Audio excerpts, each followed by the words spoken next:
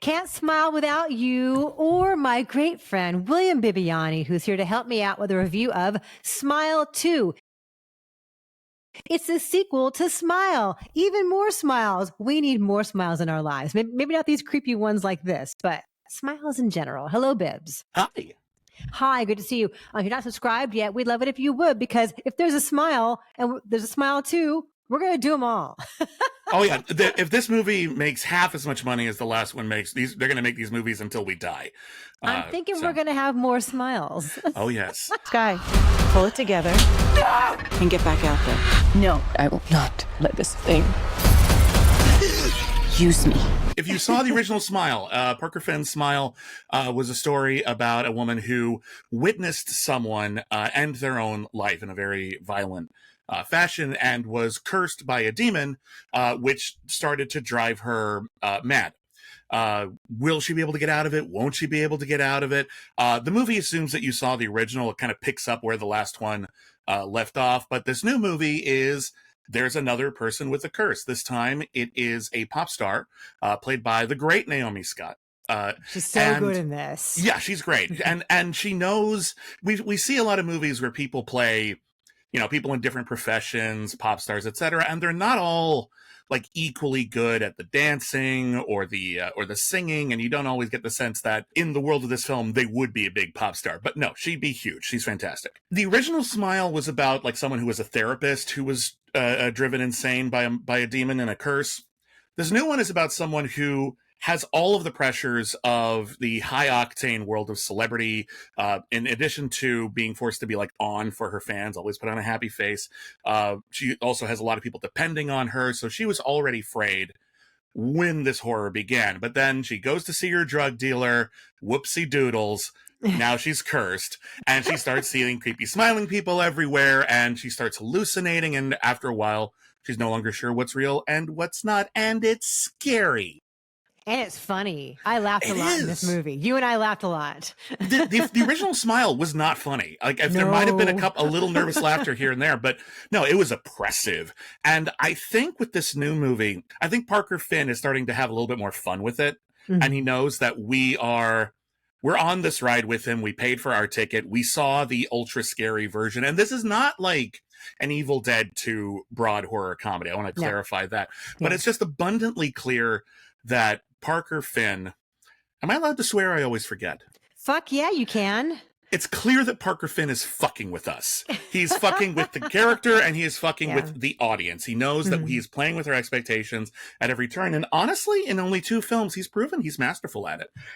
There's always an unexpected shock around the corner, even if you think, I saw a Smile. I saw the first half of this movie. Surely there's nothing new. Oh, haven't seen that one before. Holy crap, I'm going to scream and run out of the theater. Yeah, no, this was a lot of fun, and it felt more, I hate to use a criticky word like assured, but it's more assured. It's more ambitious, and it's got a larger scope in terms of the kind of tone he's tackling here, the juggling he's doing between the horror and the comedy. And then there's legitimate drama, like what she has been through is legitimately traumatic. And you can see, so often as we talk about, horror movies often stem from trauma. It's an exploration of trauma. Right. And that definitely is this for this character. Yeah. So there's a lot going on here. Plus, he has to, as you said, like sell the razzle dazzle of this kind of Lady Gaga-ish pop star. She was Jasmine in the live action Aladdin.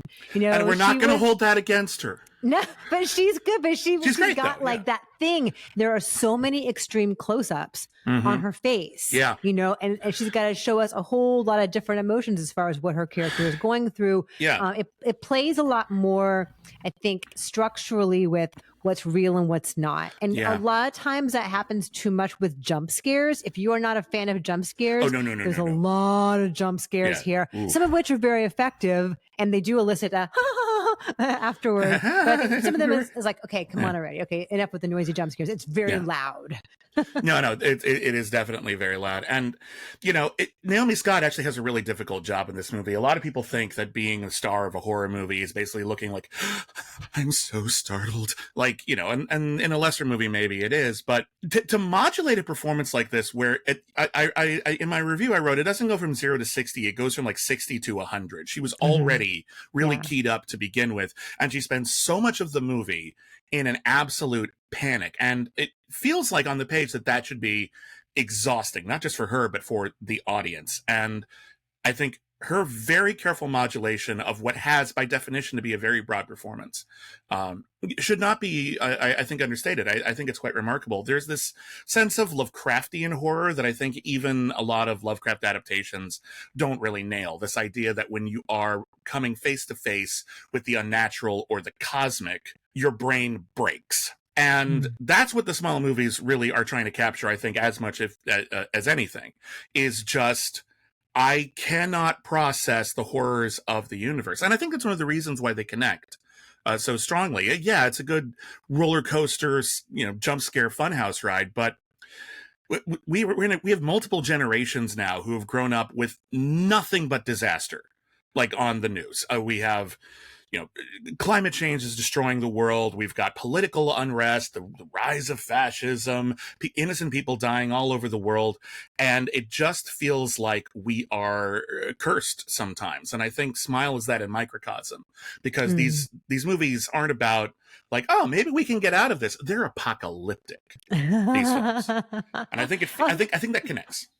There's also so much craft from the very first shot. Yeah. There's this dazzling long tracking shot that opens the film. Also, you really do need to have seen the first Smile.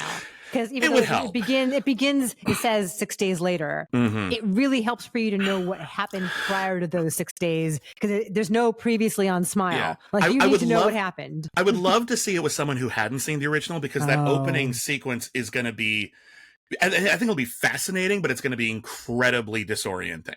Oh, for sure. But like the way that they, from the very, very beginning, what the director does here with the camera, it's like a pan and a pan back, and then following a character through a whole like increasingly insane scenario, like is so assured, and like you could always follow it, and it doesn't feel gimmicky. It doesn't feel like, oh, let's pull up a long tracking shot for funsies. Right. Like, it tells its own little story there and just sucks you in immediately. I'm deeply impressed by Parker Finn as a filmmaker, and I'm curious to see what he can do with other material, because, Smile was an adaptation of his own short film. Here he is sequelizing it. He's expanding the scope, and in many respects, he's kind of doing the same movie again, but with a different tone, different character, different context.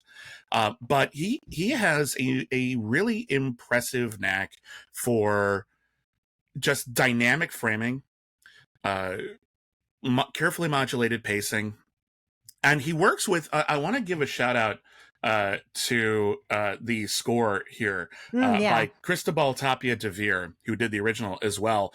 And the original was just this incredibly frightening, kind of Phantom of the Opera playing the organ music kind of thing. Like, it's all very, very scary. Trust us, it's very, very scary. Here, because he's working also with pop music and incorporating that into the narrative, it goes from fun to frightening very quickly. And I love the closing credits music, the outro. I honestly think it's some of the best outro music I've seen in a film in a very long time, because it goes insane with us. Like, it starts off as just like, remember this pop song from the film? And then 45 seconds later, you're wondering if everyone's okay in the recording studio. And it's just scary. It's a really impressive, everyone's making the same film, and with a film this complicated, that's really impressive work.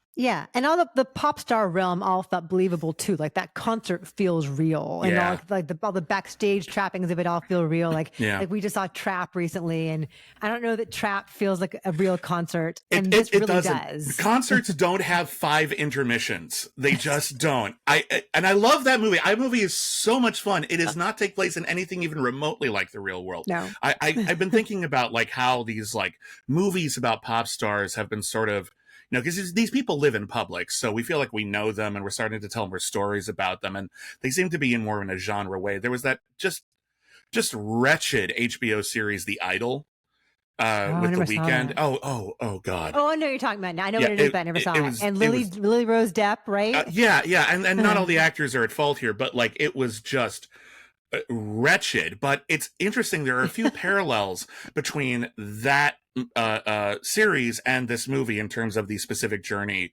that the pop star is on, and what they're trying to like what everyone expects of them, how everyone puts pressure on them. And Smile 2, the one with like a happy face demon, is the one that feels more plausible. It really does feel like we're like just deep in it. Now, I'm not going to pretend it's a documentary or anything like that, but I'm more invested in it, and I believe these characters more. What is your number on Smile 2? I'm going to give it an 8.8. I really do think that this is you get exactly what you paid for with this movie. You're going to get a shocking, frightening, surprisingly amusing horror film that is Smile 1, but more so. I'll say 7.8. I think it's a scooch too long. It's a little over 2 hours. He keeps it brisk. I'll give him that. Couple jump scares too many from my personal liking. Rosemarie DeWitt is also very good as her mom. Yes. Shout out to Rosemarie DeWitt. Thanks, Bibbs. Smile 2 is out on Friday, and we'll see you soon. Keep smiling.